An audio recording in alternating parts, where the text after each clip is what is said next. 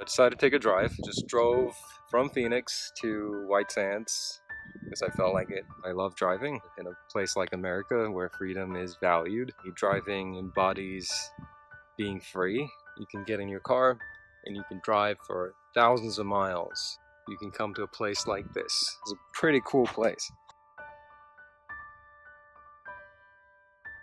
It's really quiet here. I was pretty excited to come here. Beautiful drive. Everything was fine till about 5 minutes before I got to White Sands. I met the wonderful folks at Border Patrol.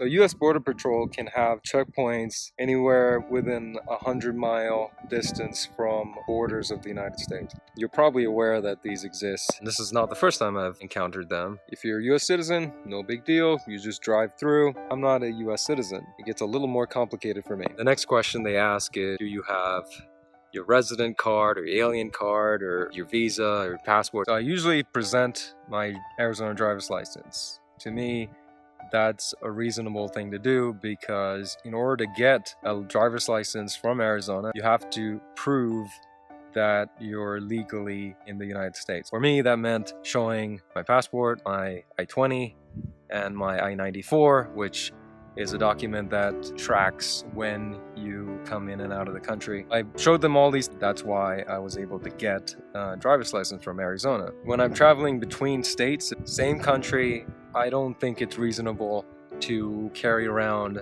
your passport.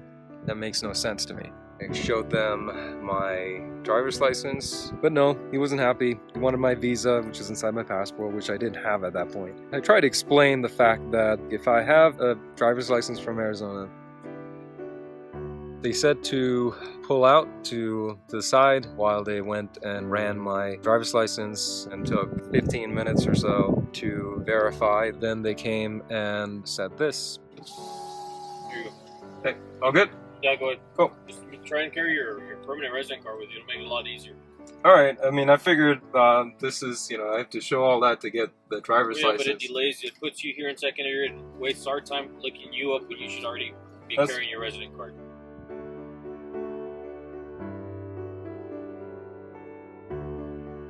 Sorry, Mr. Border Patrol. I didn't mean to waste your time. I was just driving. Imagine if you got in your car and you drive 100 miles and somebody starts questioning you. The rule is, if you're a US citizen, you can drive to any state you want with your driver's license. If you are not a US citizen, you have to carry your passport, whatever paperwork they require. Remember I was talking about how driving is the embodiment of freedom? If you have to carry all these paperwork around when you're driving around inside the United States, is that freedom? This issue is about interstate travel. It would be silly if a person from Massachusetts had to get a license from Connecticut to drive in Connecticut. It made sense to agree that once you had a license from one state, you can drive to another state. So I, being silly, thought, hey, I probably have this right to travel between states without any question, but no, I don't. I'm not a US citizen, so that means my travel is restricted. This time, I really forgot.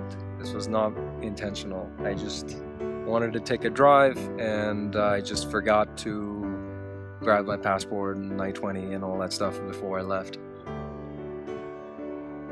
Just carry your paperwork. I guess there are two reasons why it upsets me.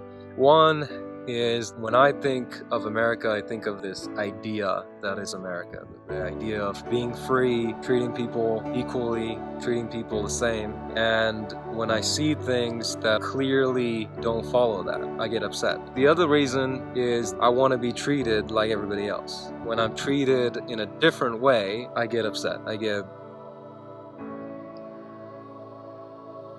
just do what I'm told, right? A bad habit of not doing that. I ask questions, I ask why. Why does it have to be that way? In the meantime, come and see beautiful places like this. If we can have reasonable conversations about this, I think we'll be okay.